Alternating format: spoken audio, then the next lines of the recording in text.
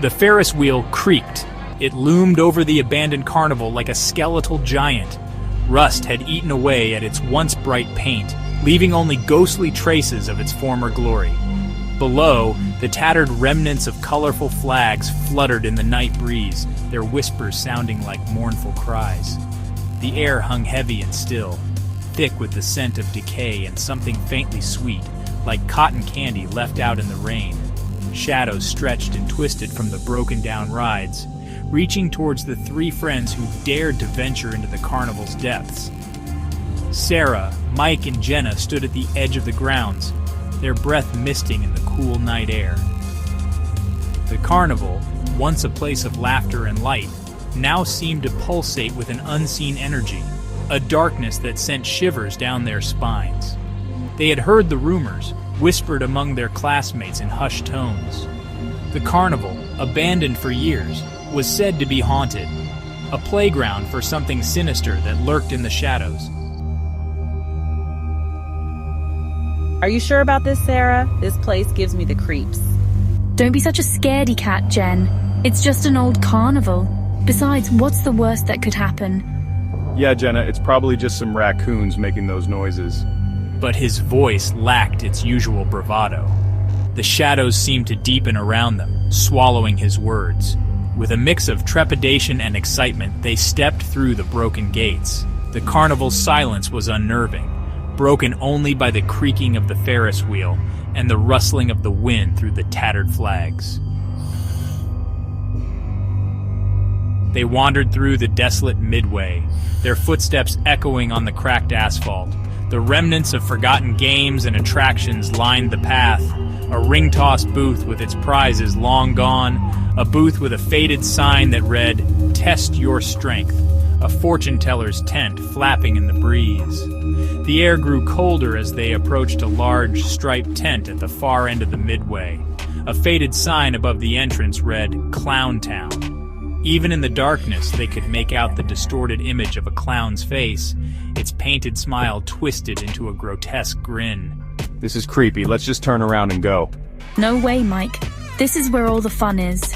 I bet there are still some old costumes or something inside. Ignoring Mike's protests, she pushed open the tent flap and stepped inside. The air inside the tent was thick with dust and the musty smell of old fabric.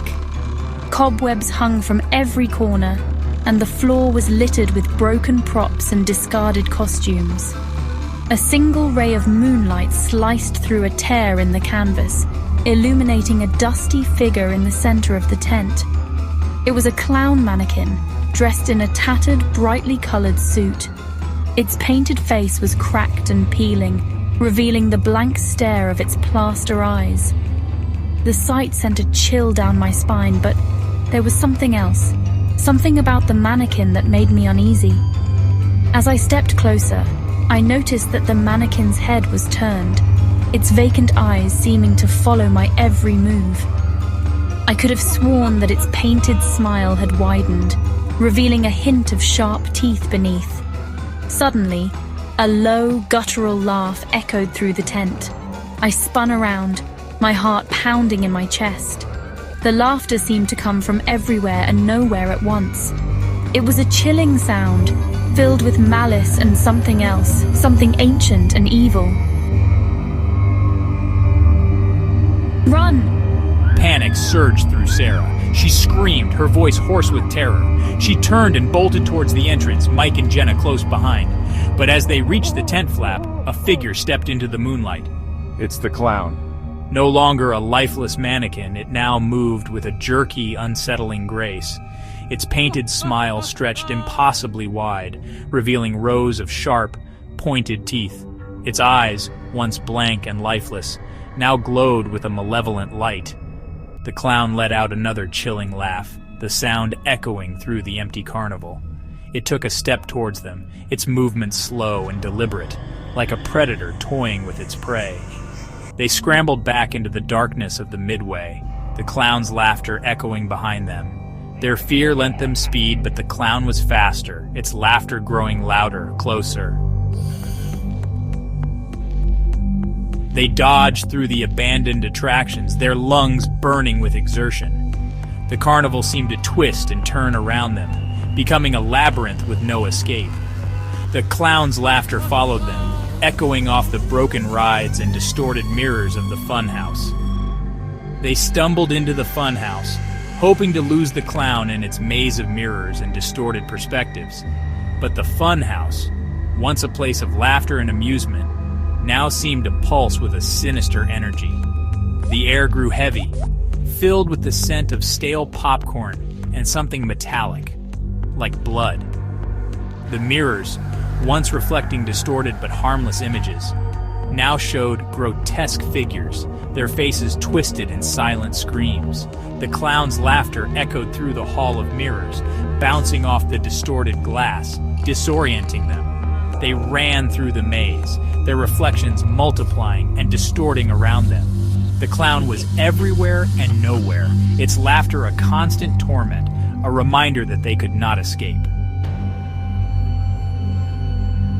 Sarah and Mike burst out of the funhouse, gasping for breath. They had lost Jenna somewhere in the maze of mirrors, her screams swallowed by the darkness and the clown's chilling laughter. They didn't dare go back for her. They ran until they reached the edge of the carnival grounds, the rusted Ferris wheel silhouetted against the night sky. They could still hear the clown's laughter, fainter now, but no less menacing. Collapsing onto the grass, they huddled together, their bodies trembling with fear and exhaustion. The carnival, bathed in the pale moonlight, seemed to watch them, its silence more terrifying than any scream. Later, as the first rays of dawn pierced the darkness, they stumbled home, their clothes torn, their faces streaked with tears and dust. They didn't speak of what they had seen, what they had heard. Some horrors are too terrible to put into words. The next morning, a news report crackled on the radio, a story buried beneath the headlines about traffic jams and local politics. A fire had broken out at the abandoned carnival, they said. The cause was unknown. The reporter's voice was somber as he spoke of the carnival's history, the rumors of its dark past. And then, a chilling sound, barely audible above the static, sent shivers down Sarah's spine. Laughter. The broadcast ended, but the laughter lingered in the air, a promise of terror yet to come. The show, it seemed, would go on.